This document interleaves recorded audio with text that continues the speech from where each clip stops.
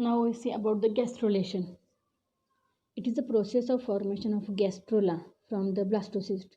सुरुवातीला बघितलं आपण झायगोट पासून काय तयार होतं, module after the cleavage. Zygote असताना झायगोटमध्ये क्लिवेज होतं, क्लिवेज पासून ब्लास्टोला तयार होतं. ओके, ब्लास्टोला इम्प्लांट होतं, नंतर गॅस्ट्रोला तयार व्हायला सुरुवात होते. मग ही जी प्रोसेस आहे गॅस्ट्रोला तयार व्हायची कशापासून, ब्लास्टोलापासून, ब्लास्टोसिस्टपासून, त्याला म्हटलं जातं gastrulation. Okay, it is a process of formation of the gastrula from the blastocyst or the blastula, त्याला म्हटलं जातं gastrulation. In gastrular stage there is a slow rate of the division of the cells. याच्यामध्ये actual काय होत असतं, जो काही rate आहे जो डिव्हिजनचा, तो डिव्हिजनचा रेट म्हणजे क्लिवेजचा जो रेट आहे तो काय झालेला असतं, कमी झालेला असतं. Slow rate of the cleavage. There are two important events are seen in that. Which are the two important events? The first is the differentiation of the blastomere and second is the morphogenetic movement.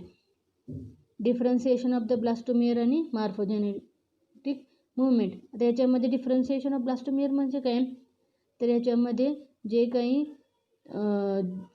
Germinal layer आहेत, ectoderm, endoderm, मेझोडर्म, ह्या sale तयार होतात कशापासून, एम्ब्रिओब्लास्टपासून. आता एम्ब्रिओब्लास्ट sale म्हणजे आपण ब्लास्टोलामध्ये बघितलेला आहे, इम्प्लांटेशनमध्ये बघितलेला आहे. मग या ज्या सेल आहेत त्या सेल्स ह्याच्यामध्ये तयार होत असतात ब्लास्टोमियरपासून. यात वेगवेगळे 3 लेअर तयार व्हायला मदत होते. आणि मॉर्फोजेनेटिक मुवमेंट म्हणजे काय, डिफरंट टाईप ऑफ मुवमेंट ह्याच्यामध्ये दिसतात. म्हणजे एम्ब्रिओला जो काही शेप आहे, डेफिनेट प्लेस आहे, डेफिनेट जो शेप आहे तो शेप द्यायला ह्याच्यामध्ये सुरुवात होते, त्याला म्हटलं जातं मॉर्फोजेनेटिक मुवमेंट. डेफिनेट प्लेसला एम्ब्रिओला शेप द्यायला सुरुवात होते, याला म्हटलं जातं मॉर्फोजेनेटिक मुवमेंट. आता मॉर्फोजेनेटिक मुवमेंट ह्या कशा होतात, तर ह्याच्यामध्ये गॅस्ट्रुलेशन जो आहे तो गॅस्ट्रुलेशनची सुरुवात होते.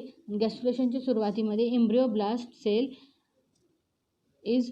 Text place after the fertilisation of the 8th day. 8व्या दिवसापासून गॅस्ट्रुलेशनची सुरुवात होते. एम्ब्रिओप्लास्ट सेल ज्या आहे त्याच्यामध्ये चेंजेस होत जातात आणि 8व्या दिवसानंतर गॅस्ट्रोलाची सुरुवात होते. आता गॅस्ट्रोला जो आहे, आता total this is the structure of the late गॅस्ट्रोला.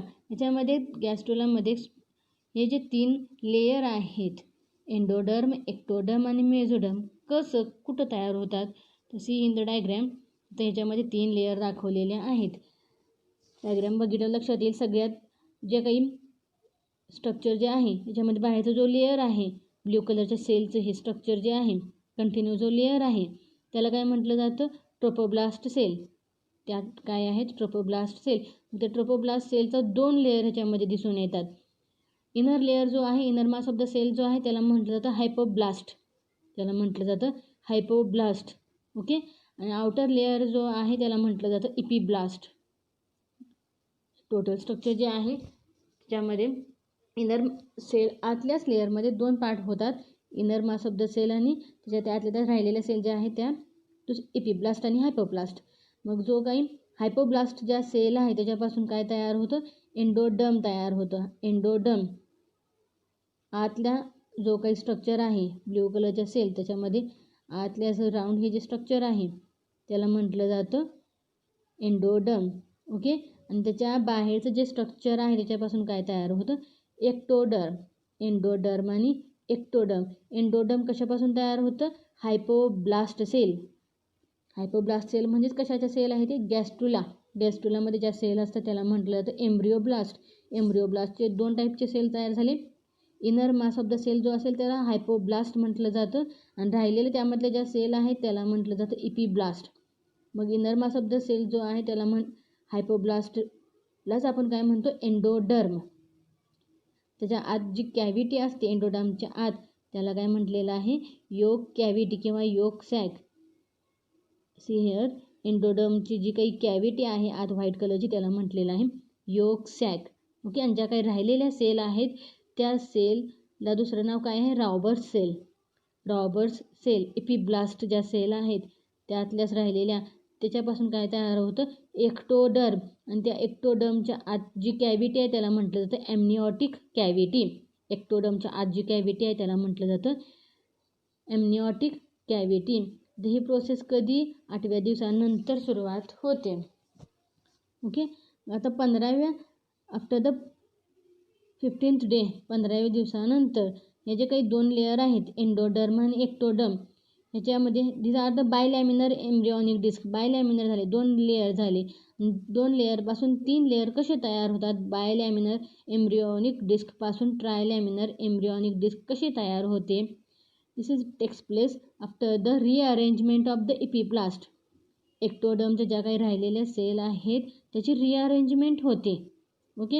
आणि त्याच्यामध्ये एक ग्रू तयार होतो, एक आत ग्रू तयार होतो, आत ते मध्ये एक खोबण तयार होते, एक मध्ये गॅप पडतो आणि त्यालाच आपण काय म्हणतो? शॅलो ग्रू. आणि त्या शॅलो ग्रूपासून काय तयार होतं? प्रिमेटिव्ह ग्रू तयार होतं. या 2 डायग्राम आहेत बघा. याच्यामध्येच बाहेरचं जे काही लेअर आहे सगळ्यात एकमेकाला जोडलेले ह्या ज्या सेल आहेत या सेलपासून काय तयार होणार आहे? या सेल काही एक पूर्ण जोडलेले आहे त्याला म्हटलं जातं ट्रोपोब्लास्ट. त्याच्या आत छोट्या ज्या सेल आहेत त्याला म्हटलं जातं इनर सेल आहे ते त्याच्या. ओके. आणि त्याच्या आत एक्टोडर्म आणि एंडोडर्म आहे. त्याच्यामध्ये जी काही ग्रू तयार झालेला आहे त्या ग्रूमध्ये ग्रूपासून काय तयार होतं? मेझोडर्म. सी हिअर जो काही एंडोडर्म आणि एक्टोडर्मच्या मध्ये हा मेझोडर्म दिसतो. This is the mesoderm which is present in between the ectoderm आणि एंडोडर्म. याच्यामध्ये काय तयार होतं? मेझोडर्म तयार होतं. मग एम्ब्रियॉनल डिस्क जी आहे ते एम्ब्रियॉनल डिस्क टोटल हे जे आतलं जे स्ट्रक्चर याच्यामध्ये किती लेअर तयार झाले? तर 3 लेअर तयार झाले. एक्टोडर्म, एंडोडर्म आणि मेझोडर्म. ओके. हे 3 लेअर तयार होतात आणि these are the 3 germinal layer which are present in the मॅनमध्ये असणारे हे 3 लेअर आहेत जे after the formation of the gastrula तयार झाल्यानंतर हे 3 लेअर डिस्टिंक्ट दिसून येतात. आणि ही जी गॅस्ट्रुलेशनची प्रोसेस आहे त्याच्यानंतर काय तयार होतं? ऑर्गॅनोजेनेसिस. म्हणजे आफ्टर द गॅस्ट्रुलेशन प्रोसेस काय तयार होणार आहे? ऑर्गॅनोजेनेसिस. परत एकदा सांगते, गॅस्ट्रुलेशनमध्ये 2 ॲक्टिव्हिटी दिसून येतात. Differentiation of blastomere. ब्लास्टोमियरचे 2 वेगवेगळे जर्मिनल 3 लेअर तयार होतात. एक्टोडर्म, मेझोडर्म, एंडोडर्म तयार होतात. आणि मॉर्फोजेनेटिक मुवमेंट म्हणजे काय असणार आहे? Different type of movement are seen to form the definite place in the embryo. Okay. Gastrulation ही जी प्रोसेस आहे ती प्रोसेस 8व्या दिवशी आफ्टर द फर्टिलायझेशनच्या 8व्या दिवशी सुरुवात होते. आणि याच्यामध्ये या ज्या सेल आहेत त्या सेलमध्ये एक्टोडर्म, एंडोडर्म ह्याच्यामध्ये तयार होतं. जे काही एंडोडर्म आहे त्या एंडोडर्मच्या आत जी कॅव्हिटी असते त्या कॅव्हिटीला आपण काय म्हणणार आहोत? Yolk sac. ह्याच्यामध्ये योक सॅक तयार होते. ह्या कॅव्हिटीमध्ये काय असणार आहे? योक असणार आहे काही थोड्याशा प्रमाणात. नंतर बाहेर त्याच्या आत अजून ज्या काही सेल आहेत त्या रिमेनिंग इनर सेल मास जो आहे त्याला आपण म्हणतो इपिब्लास्ट. ते इपिब्लास्टपासून प्रायमरी एक्टोडर्म तयार होतं. ओके. आणि ह्या सेल कशा असं फ्लॅट असणार आहेत. ओके. मग एंडोडर्म तयार झाला, एक्टोडर्म तयार झाला. मग हे जे काय तयार झालं? बायलॅमिनर एम्ब्रियॉनल सेट. 2 लेअर तयार झाले. बायलॅमिनर एम्ब्रियॉनिक डिस्क तयार झाली. आता ह्या नंतर एंडोडर्म आणि एक्टोडर्म तयार झाल्यानंतर हे जे काही इपिब्लास्ट सेल आहेत डिवाईड होतात, रिडिवाईड होतात. आणि परत याच्यामध्ये ज्या काही जो ग्रू तयार होतो त्या ग्रूपासून काय तयार होतं? मेझोडर्म तयार होतं. ओके.